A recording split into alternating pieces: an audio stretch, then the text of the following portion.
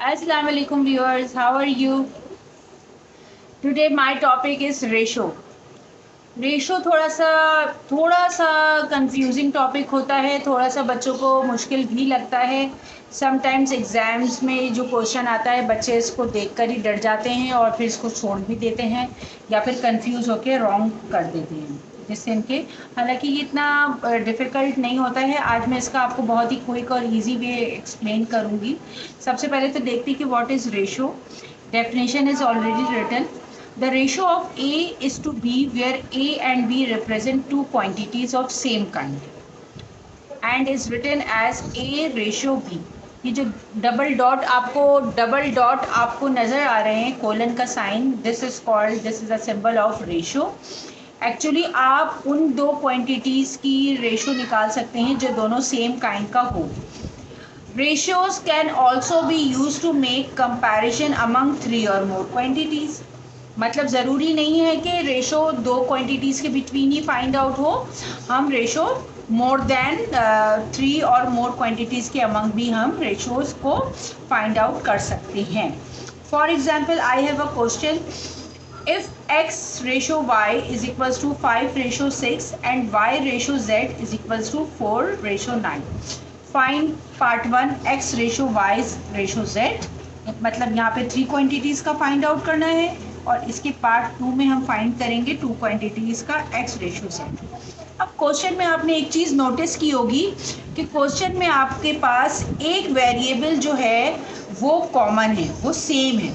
मतलब यहाँ पे एक जगह y की वैल्यू 6 दी हुई है, मतलब जो फर्स्ट वेरिएबल है उसकी वैल्यू फर्स्ट है, जो सेकंड वेरिएबल है उसकी वैल्यू सेकंड है. अब यहाँ पे हमारे पास एक वेरिएबल ऐसा है y जो दोनों तरफ कॉमन है. मतलब यहाँ भी y की वैल्यू है, यहाँ भी y की वैल्यू, दोनों जगह डिफरेंट है. यहाँ y की वैल्यू 6 है और यहाँ y की वैल्यू 4 है. तो सबसे पहले क्वेश्चन सॉल्व करने में हम लोगों को इस चीज़ को हमें नोटिस करना होगा, इस चीज़ पे फोकस करना होगा कि how to make equivalent this y.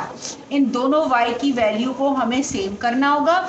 जैसे ही हमारा दोनों y की वैल्यू सेम हो जाएगी, हमारा क्वेश्चन सॉल्व हो जाएगा. इसके लिए हम लोग इस तरह लिख लेते हैं.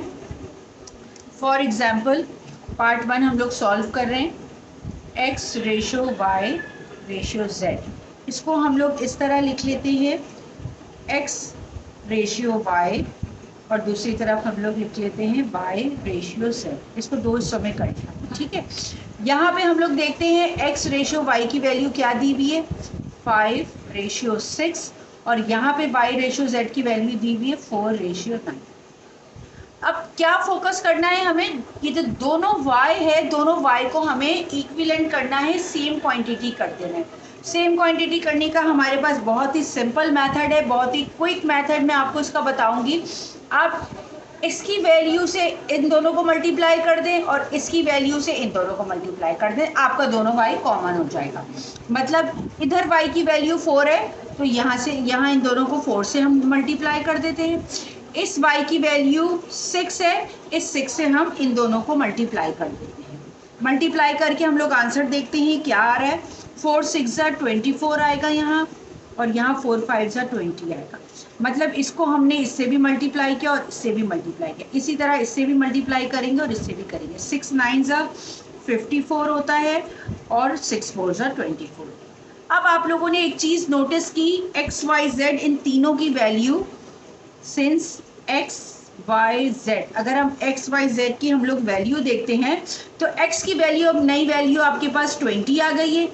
y की देख लीजिए, दोनों तरफ वैल्यू हमारे पास सेम कॉमन आ गई है 24, और z की वैल्यू आ गई है जो वेरिएबल के नीचे बस वो उसी की वैल्यू, ये x की वैल्यू है, ये y की वैल्यू, ये भी y की वैल्यू, ये z की वैल्यू 54. आपने देखा कितना क्विकली हमने और इजी तरीके से हमने इसकी दोनों y की वैल्यू को हमने सेम कर लिया. ये बहुत ही कॉमन और इजी मेथड है कि हमारे पास जो भी डबल वेरिएबल है, सेम वेरिएबल है और सेम वेरिएबल की डिफरेंट वैल्यूज़ है, उनकी वैल्यूज़ को हमने क्या करना है, हमें सेम कर लेना. अब इनको सेम टेबल से हमने कैंसिल कर लेना है. 10 के टेबल से 2 के टेबल से कैंसिल हो जाएंगे. 2 10 20 हो गया, 2 1 2 2 2 4, 2 12 24 हो गया, 2 2 4 और 2 7 14 हो गया, 2 7 से 14। तो अब एक्स वाई जेड की आपकी न्यू वैल्यू आ गई है 10, 12 एंड 27। ये आपका आंसर आ गया पार्ट ए का। पार्ट बी का, पार्ट 2 का जो आंसर हम लोग निकालेंगे वो हम लोग पार्ट 1 से ही निकालेंगे। पार्ट 2 जो हमारे पास है वो एक्स रेशियो जेड है। तो बाज़ बच्चे कंफ्यूज हो जाते हैं, एक्स रेशियो जेड देखते हैं, जो क्वेश्चन में दिया हुआ है वो लिख देंगे आंसर, नहीं बल्कि जो आपने पार्ट 1, जो पार्ट 2 होगा वो हमेशा हमेशा रिलेवेंट करेगा आपके पार्ट 1 से। जो एक्स जेड की वैल्यू आपके पार्ट 1 में आई है वो ही सिंपल आप लिख दें। एक्स की वैल्यू पहले है, ये 10 आ गई, जेड की वैल्यू बाद में है तो ये 27 आ गई। ये पार्ट 2 का आंसर है।